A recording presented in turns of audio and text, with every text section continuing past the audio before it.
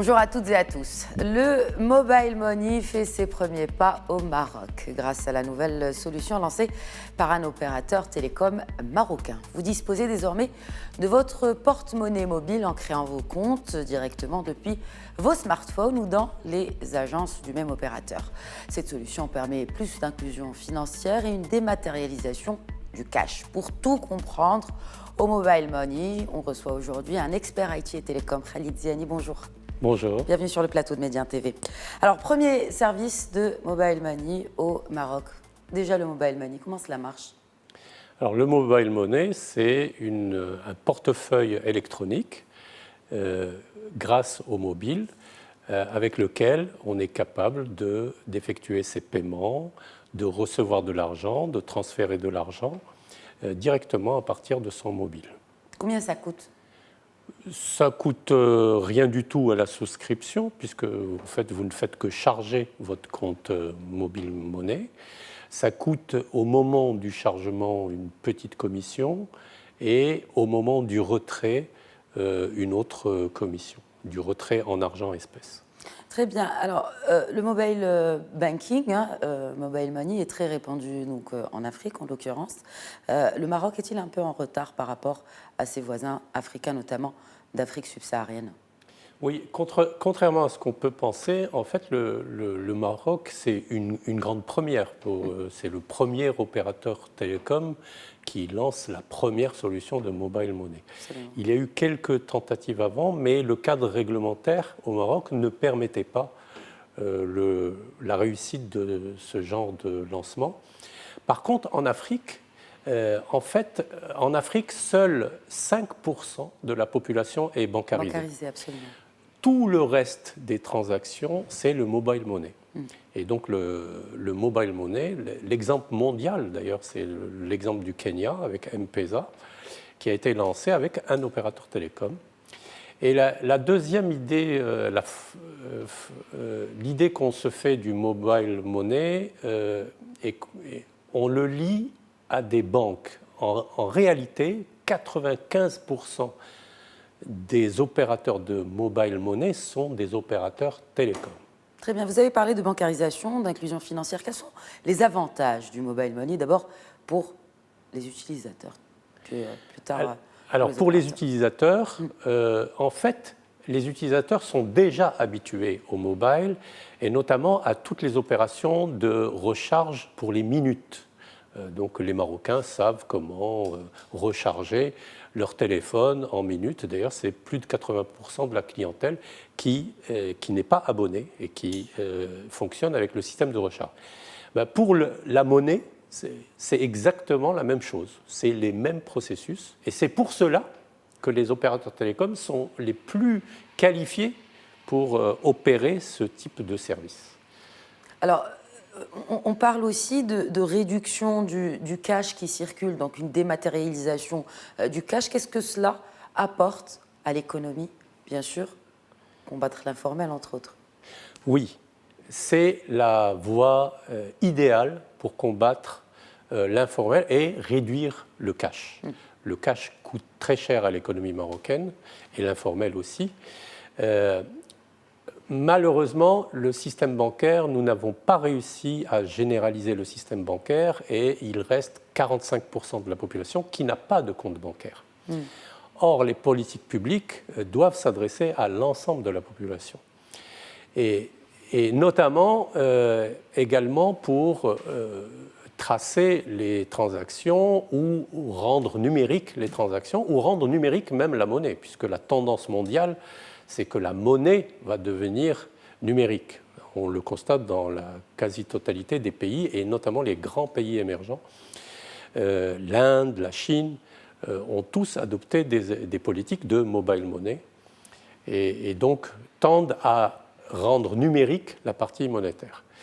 Au Maroc, nous avons exactement la même ambition et la réduction de cash va avoir un impact très très important sur l'économie marocaine, puisque c'est à cause du cash qu'on a une déperdition de la partie fiscale, une impossibilité d'adresser ces populations par les politiques publiques d'aide ou par les prestations de santé ou autres. Et donc le mobile money, comme ce sont des comptes, des portefeuilles liés au mobile, ce ne sont pas des comptes bancaires, mais ils fonctionnent comme des comptes bancaires, on va pouvoir transférer et faire les opérations de transaction monétaire grâce au mobile et donc d'une manière connectée et d'une manière numérique. Ce qui permet d'atteindre toute la population marocaine, puisque nous avons la chance au Maroc d'avoir une couverture totale et généralisée du mobile pour tous les Marocains. Ça, c'est une chance qu'il faut utiliser et je pense que le mobile money est une des solutions pour l'inclusion financière. Très bien. Alors, on parle d'inclusion financière. Vous vouliez peut-être rajouter un autre point par rapport aux avantages, n'est-ce pas, du mobile money, Khalid Ziani?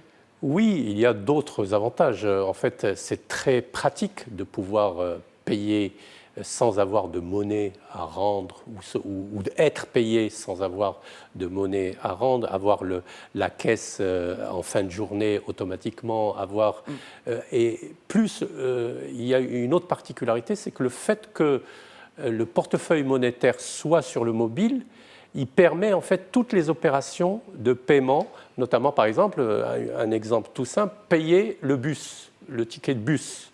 Vous pouvez prendre l'exemple de Rabat et Casablanca avec le tramway.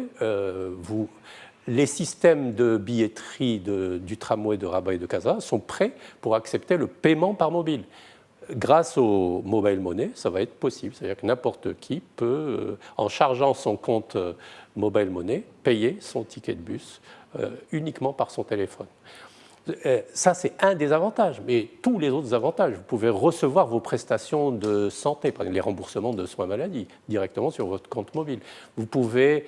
le mobile étant intelligent, en fait, il détient des informations que la carte bancaire n'a pas. Par exemple, la situation, la position géographique. Vous avez l'identité, l'authentification forte pour la sécurité des transactions.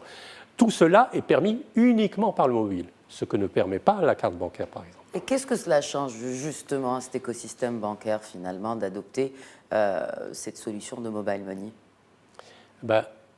C'est nous allons généraliser à l'ensemble de la population la forme de transaction numérique.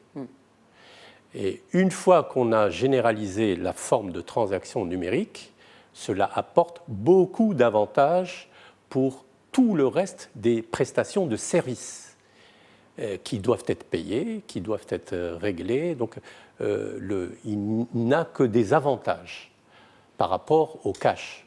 Le cash, il n'y a aucune traçabilité des transactions. Les gens sont obligés de maintenir des sommes importantes dans leur poche ou dans leur coffre. Il n'y a aucune traçabilité, ce qui veut dire que c'est la voie ouverte à toutes les malversations. Une des raisons qui explique la corruption, ou un des effets de la corruption, c'est que les transactions se font en cash. Donc la réduction de cash aura un impact immédiat sur la réduction de la corruption, puisqu'elle va pouvoir être contrôlée. Très bien. Alors, est-ce que cela se limite-t-il aux opérateurs télécoms? Avant, bien sûr, il y avait cette question de mobile banking à travers les banques. Aujourd'hui, une nouveauté encore, je le rappelle à nos téléspectateurs, les opérateurs télécoms se lancent donc dans cette aventure avec un premier opérateur qui a lancé cette solution. Qu'en est-il des autres entreprises qui veulent peut-être se lancer dans ce business, même des startups? Alors, en fait, il y a 3 types d'opérateurs qui peuvent opérer sur le mobile money. Vous avez effectivement les banques qui ont les agréments, les opérateurs télécoms qui ont l'agrément établissement de paiement par Banque El Maghrib, et des fintech. Nous avons la chance au Maroc d'avoir 3 fintech parmi le top 10 mondial. Ce sont des éditeurs de soft, de monétique. Et en fait, ces fintechs ont obtenu également l'agrément Banque El Maghrib pour opérer le mobile money.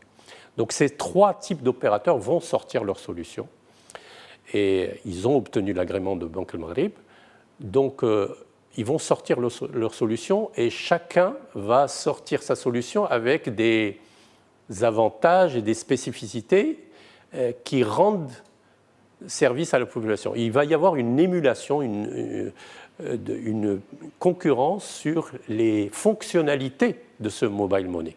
Vous allez avoir beaucoup d'innovations dans ce domaine et c'est tant mieux puisque nous avons besoin de cette émulation pour booster toute la partie bénéfice de la population de ces innovations numériques. Je vais finir, mais vraiment rapidement, puisque vous parlez d'innovation, sur cet aspect sécuritaire. Qu'en est-il de la sécurité des transactions effectuées via le mobile money? Alors c'est un point très important. Le mobile permet, notamment les smartphones, permettent des fonctions de sécurité plus fortes que la carte bancaire ou les dispositifs Internet notamment. Sur l'Internet, vous avez un login mot de passe et après vous avez éventuellement quand vous payez le 3D Secure, ce qu'on appelle, vous recevez un SMS sur votre mobile que vous confirmez. Mais le mobile permet également l'empreinte digitale. Il permet l'identité faciale, la reconnaissance faciale. Il permet la reconnaissance de l'iris. Ce que ne permettent pas toutes les autres solutions de sécurité. Donc en fait, quand vous déportez les transactions vers le mobile, vous pouvez imposer des authentifications fortes.